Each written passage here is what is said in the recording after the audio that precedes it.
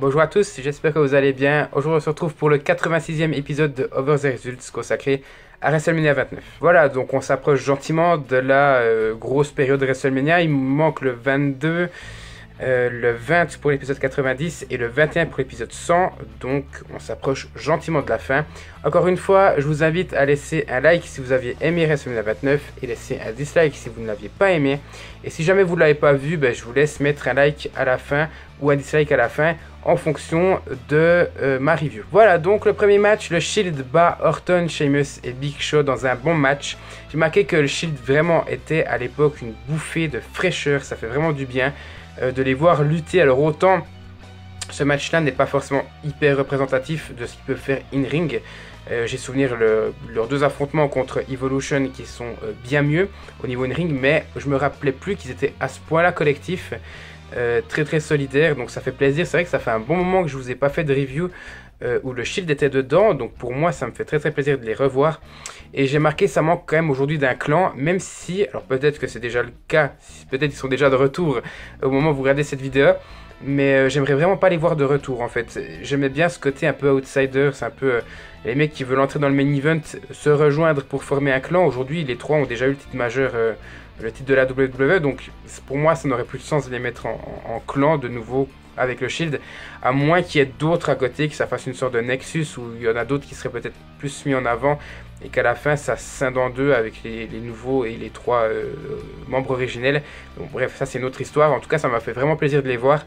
Sinon au niveau du match j'ai mis bon rythme pardon, le in-ring un peu faible quand même comme je l'ai dit, et un après-match avec le Big Show qui attaque Sheamus et Randy Orton. En fait il n'était pas totalement face, les deux autres étaient face. Elle avait rejoint le clan, si je me souviens bien, à la suite d'une attaque du Shield. Et justement, à la fin, Orton, c'était pas très collectif. À l'inverse du Shield, Orton avait pris le tag contre Sheamus, alors que Sheamus voulait faire le tag avec le Big Show. Il n'a pas aimé, il n'a même pas intervenu au moment où Dean Ambrose a fait le pin sur Randy Orton après un spear de Roman Reigns. Il l'a regardé faire et après il a attaqué de rage. Donc pour moi, j'ai marqué que c'est un bon petit match. Ça va faire sûrement polémique la note, mais j'ai vraiment bien apprécié, d'où mon 8,5 sur 10. Deuxième match, Mark Henry bat Ryback dans un match très chiant. J'ai marqué pas du tout rythmé, pardon. C'est un peu une horreur tellement c'est lent. J'ai marqué seulement bourrin. Le public est pas réceptif du tout. Le finish est assez bof. Enfin, le finish en soi, il est plutôt pas mal parce que si vous vous souvenez bien, Ryback, il avait perdu son premier match contre Punk. Après que Brad Maddox avait coûté le match, c'était à Hell in a Cell 2012. Il est reperdu à TLC 2012 contre Seth Rollins dans un match Six-Man Tag Team Match. Où Rollins lui avait fait son tout premier tombé clean. Et en fait, Ryback, je crois, a plus vraiment subi de tomber depuis là. Et il fallait une cause pour qu'il perde par tomber. Et là, en fait, le finish, voir Ryback vouloir porter le shell shock de sa prise de finition sur Mark Henry. Et avec le poids, Mark Henry va retomber sur la tête de Ryback. Enfin, Ryback va lâcher prise tout simplement. Henry va tomber sur la tête de Ryback et va lui faire le tomber. En soi, ça pourrait être très bien parce que on dit, ouais, Ryback, il a quand même subi une prise assez forte pour pouvoir se recevoir le tombé. Et Henry, il a la victoire malgré qu'il s'est fait dominer tout le long. Les deux sont victorieux, ressortent grandis de ce match-là. Et on a un finish, un après-match, où on voit Ryback quand même porter le shell shock à Mark Henry. Donc du coup, les deux sont perdants. Parce que Ryback se sort vainqueur, mais il a perdu le match. Et Henry était vainqueur et repasse de nouveau pour un faible. Alors qu'on a surtout souvenir de sa période Hall of Pain en 2011. Donc je trouve ça très dommage. En plus de ça, le match est pas bon. Donc j'ai mis la note de 3,5 sur 10. Troisième match, la team Elno bat Dolph Ziggler et Big E, accompagné par AJ Lee, dans un assez bon match, bien rythmé. J'ai marqué ça fuse de partout. Le gros point faible cependant c'est le temps qui est à 6 minutes, mais en soi le match est assez bien rythmé du début à la fin. Ça fait plaisir à voir, surtout qu'on a deux big men, en l'occurrence Biggie et Kane. Donc ça fait vraiment très plaisir de voir un match comme ça, je m'y attendais pas. Et j'ai marqué petite référence, petit clin d'œil à WrestleMania 28 où on a en début de match AJ Lee qui va embrasser Dolph Ziggler. Et ça s'était passé pour les gens qui ne le savent pas à WrestleMania 28. Et on a eu Sheamus contre Daniel Bryan où justement AJ Lee avait porté, on va dire, le bisou de la mort à Daniel Bryan et il avait perdu en 18 secondes. Là, ça a presque fait pareil. Daniel Bryan a attaqué Dolph Ziggler et on a cru que le match allait être fait et expédié en quelques secondes. Finalement pas, le match est assez bon. Comme j'ai dit, seul le temps fait défaut, donc j'ai quand même mis la note de 7,5 sur 10. Quatrième match, ça se complique un petit peu. Fandango bat Chris Jericho dans un match correct, bien qu'un peu court. Alors c'est assez étonnant, je me souvenais pas d'un match comme ça. Alors il est pas bon, il est dans la moyenne, donc je pense que ça se donnerait un match assez solide à Raw ou SmackDown, mais le match est pas ouf. Pour moi c'est le deuxième moins bon de la soirée, mais je m'attendais quand même à un truc bien pire. Je m'attendais à lui donner une note de 3 ou de 4. Après il y a quand même Chris Jericho qui est dedans, et Fandango c'est un lutteur qui a quand même un arsenal de prises qui est quand même assez élaboré, il n'a pas une ring dégueulasse. Et j'ai marqué très bon selling, peu de botch. Et j'ai marqué le gros défaut de ce match-là, beaucoup de contre-rythme et un finish moyen avec un petit paquet. On voit Fandango qui porte un petit paquet sur Chris Jericho pour le battre. Et j'ai marqué ça fait peur quand même. Jericho qui bat Styles à WrestleMania 32 mais qui perd contre Fandango à WrestleMania 29. Voilà. Il y a des fois des petits problèmes dans le palmarès de Jericho. Mais bon bref, j'ai quand même donné la note de 6 sur 10 comme vous le voyez. Cinquième match, Alberto Del Rio bat Jack Swagger pour conserver son titre poids lourd dans un match, on va dire correct, ni bon ni mauvais.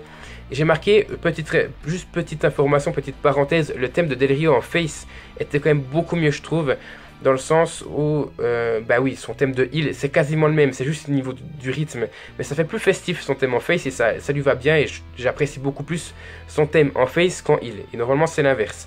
Le thème de Neville par exemple, j'apprécie bien plus en heel qu'en face, alors que le rythme, eh ben, il a été ralenti justement pour son heel turn.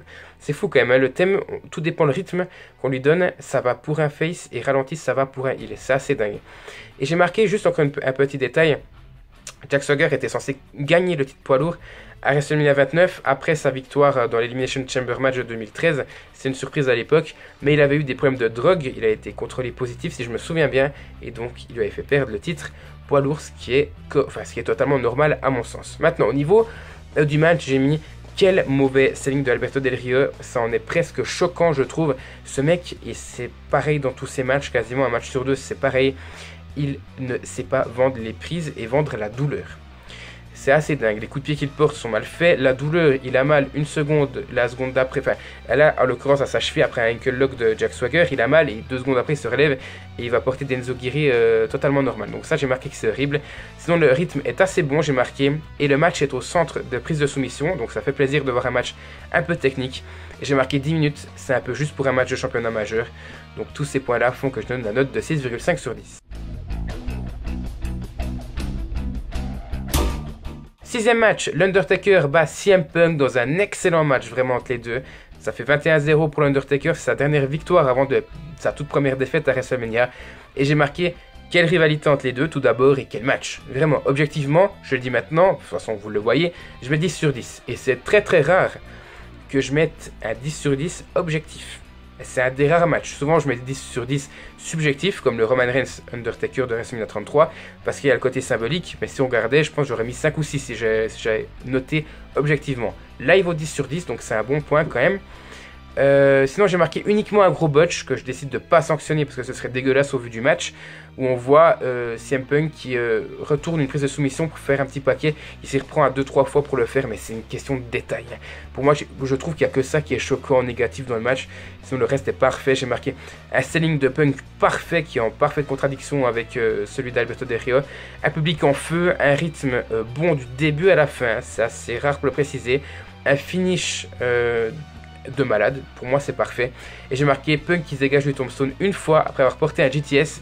Le moment du match où on voit, enfin vraiment Punk va porter l'Undertaker, va porter un GTS. L'Undertaker va partir dans les cordes et avec l'appui des cordes, vous savez, comme fait souvent Dean Ambrose avec ses lariats, il va directement porter un tombstone mais à la vitesse de la lumière, un tombstone out of nowhere, et Punk va se dégager de ça. Pour moi c'est le moment du match. Et j'ai marqué aussi le coup d'urne. Au bout d'un moment, l'Undertaker va faire un last ride sur Punk alors qu'ils étaient dans les cordes. Paul Heyman arrivera à donner l'urne à CM Punk au dernier moment et à porter un coup aussi sur l'Undertaker qui arrivera à se relever bien entendu. Donc voilà, tout ça fait que je mets un 10 sur 10 objectif. Je tiens à le préciser encore une fois. Septième match, Triple H bat Brock Lesnar dans un excellent No Holds Barred match, brutal à souhait comme on aime. La petite stipulation, en plus du No Holds Barred match, c'était que si Triple H perdait, il mettait un terme à sa carrière, et à l'époque j'étais sûr qu'il allait perdre, et Brock Lesnar était insupportablement détestable, encore une fois une preuve qu'il joue très très bien son rôle de heel, et je l'aimais pas forcément Brock Lesnar à l'époque, et j'avais vraiment envie que Triple H gagne, donc j'étais vraiment heureux à l'époque. Et si je me souviens bien, Je crois qu'ils le disent dans le match Del Rio contre Swagger. C'est la première fois qu'on avait les pay-per-view en live sur AB1. Donc ça a été vraiment mon tout premier pay-per-view en live avec Christophagius et Philippe Chéreau. Sinon j'ai marqué le rythme est horrible en début de match, mais s'accélère par la suite sans être ouf. Et notamment avec les interventions de Shawn Michaels qui accompagnait Triple H et Paul Heyman qui accompagnait Brock Lesnar. J'ai marqué bon temps, sinon 25 minutes et rien à dire, c'est un petit bijou. Surtout pour un match de Lesnar qui est loin d'être du catch à mon sens. En temps normal, ça veut pas dire que j'aime pas, hein, mais là franchement je pense que c'est le match de Lesnar, un des matchs de Lesnar le plus complet, mais la stipulation fait beaucoup aussi. Si on rajoute le fait du problème du rythme, ça fait que c'est pas 10 sur 10, mais je descends la note à 9,5 sur 10, ce qui est quand même excellent pour moi. Et enfin le main event, Cena bat Rock pour devenir le nouveau champion de la WWE. La rédemption est là, Cena a sa revanche sur le Rock. Le match qu'il avait déjà perdu contre lui à WrestleMania 28. J'ai marqué dans un excellent match. J'ai marqué que je le préfère vraiment à celui de l'année passée. Même s'il est moins construit en termes de in-ring. Je le trouve moins élaboré. Mais il y a un truc en plus qui me fait mettre 10 sur 10 subjectif cette fois-ci. Et qui me fait que je l'apprécie plus que celui de WrestleMania 28. C'est la storytelling. Enfin le storytelling. Avec la rédemption de Cena, ça se ressent vraiment dans tout le match. Et ça met ce match un cran au-dessus à mon sens. Et j'ai marqué, il faut 3 rock bottom n'auront pas suffi pour battre Cena. Alors qu'à WrestleMania 28, 2 avaient suffi, si je me souviens bien. Et il aura fallu un rock bottom de Cena sur le Rock. Et 3 attitude adjustment pour battre le Rock. Donc vraiment, c'est assez dingue. Et puis encore un petit détail sur ce match-là. À WrestleMania 28, le match était terminé comment? Je vous laisse 2-3 petites secondes quand même pour réfléchir. Cena voulait porter le People's Elbow, il s'était un peu moqué du Rock, il voulait le porter et au moment où il était revenu des cordes, le Rock l'avait accueilli avec un Rock Bottom, il avait remporté le match à WrestleMania 28.